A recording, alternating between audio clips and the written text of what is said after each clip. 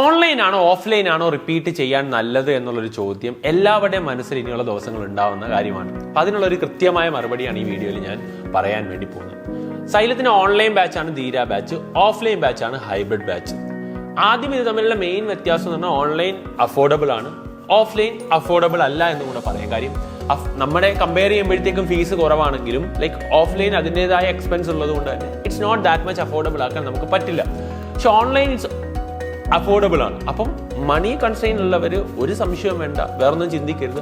Online prefer ചെയ്യുക, offline എന്ത് ചെയ്യുക, അല്ലാത്തവർ പ്രിഫർ ചെയ്യുക. കാര്യം അത് ഒരു ബുദ്ധിമുട്ടാണ്. കാര്യം എനിക്കറിയാം മണി എന്ന് പറയുന്ന അല്ലെങ്കിൽ പൈസ എന്ന് പറയുന്ന കാര്യം ഒരു ഡിഫിക്കൽട്ട് ആയിട്ടുള്ള ഒരു കാര്യം തന്നെയാണ് ആളുകളെ കൊണ്ട് അഫോർഡ് ചെയ്യാൻ എന്ന് പറയുക. അതുകൊണ്ട് തന്നെ ഓൺലൈൻ പ്രിഫർ ചെയ്യുക, ഒന്നും ആലോചിക്കരുത്, ഓൺലൈൻ പ്രിഫർ ചെയ്യുക, വളരെ പോസിറ്റീവായിട്ട് പഠിച്ച് മുമ്പോട്ട് പോവുക.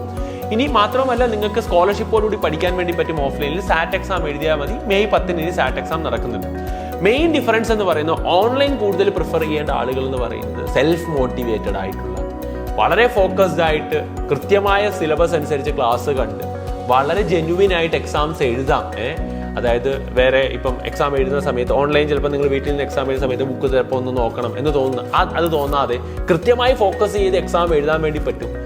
വീട്ടിൽ അത്രയധികം എന്താണ് ഈ പറഞ്ഞ പോലെ ചില ആളുകളുണ്ട് വീട്ടിൽ നിന്ന് കഴിഞ്ഞാൽ വേണ്ടാത്ത ഇൻ ദ സെൻസ് പറഞ്ഞു കഴിഞ്ഞാൽ ഏത് കാര്യങ്ങളിൽ പോയി അഭിപ്രായം പറയാൻ പോവുക. ഓരോരോ കാര്യങ്ങൾക്ക് ഇപ്പം വീട്ടിൽ പേരൻസ് ഉണ്ടാവും, ചിലപ്പം ഒരു തവണ കടയിൽ വിടുന്നു, വീണ്ടും അടുത്ത തവണ അടുത്ത് വേറൊരു കാര്യം വാങ്ങാൻ വേണ്ടി കടയിൽ വിടുന്നു. അപ്പൊ അങ്ങനെയുള്ളൊരു വീടാണെങ്കിൽ നിങ്ങൾക്ക് ഈ പറഞ്ഞ പോലെ ഫോക്കസ് ആയിട്ട് ഇന്ന് പഠിക്കാൻ പറ്റുന്നില്ല എങ്കിൽ ഡെഫിനറ്റ്ലി എന്ത് ചെയ്യണം, ഓഫ്ലൈൻ തന്നെ പ്രിഫർ ചെയ്യണം. അപ്പം വീട്ടിൽ ഡിസ്ട്രാക്ഷൻ ഉണ്ട്, സോഷ്യൽ മീഡിയ അഡിക്റ്റ് ആണ്, ഈ പറഞ്ഞ പോലെ അതിലേക്ക് മുമ്പോട്ട് പോകുന്നുണ്ട്. അപ്പൊ അങ്ങനത്തെയുള്ള കാര്യങ്ങൾ ഉണ്ടെങ്കിൽ, അതായത് സെൽഫ് മോട്ടിവേറ്റഡ് ആയിട്ട് ഇത് ഒരു വർഷം ഇരുന്ന് പഠിക്കാൻ ബുദ്ധിമുട്ടുണ്ട് എന്ന് തോന്നുവാണെങ്കിൽ പ്രിഫർ ഓഫ്ലൈൻ. അതല്ല ഞാൻ മോട്ടിവേറ്റഡ് ആണ്, എനിക്ക് അടിപൊളിയായിട്ട് വീട്ടിൽ നിന്ന് പഠിക്കാൻ പറ്റും, വീടിന്റെ കംഫർട്ട് സോണാണ് എനിക്ക് ഏറ്റവും ഇഷ്ടം എന്ന് പറയുന്ന ആളുകളാണെങ്കിൽ ഓൺലൈൻ തന്നെ എന്ത് ചെയ്യുക, പ്രിഫർ ചെയ്യുക. ഇതാണ് ഏറ്റവും മെയിൻ ക്രൈറ്റീരിയ. നിങ്ങൾ തന്നെയാണ് തീരുമാനിക്കുന്നത്. നിങ്ങൾ ആലോചിക്കുക ഞാൻ എങ്ങനെയുള്ള ആളാണ്. ഇപ്പം എന്നെ സംബന്ധിച്ചിടത്തോളം പറഞ്ഞാൽ ഞാനൊരു കാര്യത്തിൽ ഫോക്കസ്ഡ് ആയിട്ടിരുന്ന ഞാൻ വേറെ ഒന്നിലേക്ക് ഡീവിയേറ്റ് ആവാതിരിക്കുന്ന ഒരാളാണ്. അപ്പം എനിക്ക് ഓൺലൈൻ നല്ലതാണ്.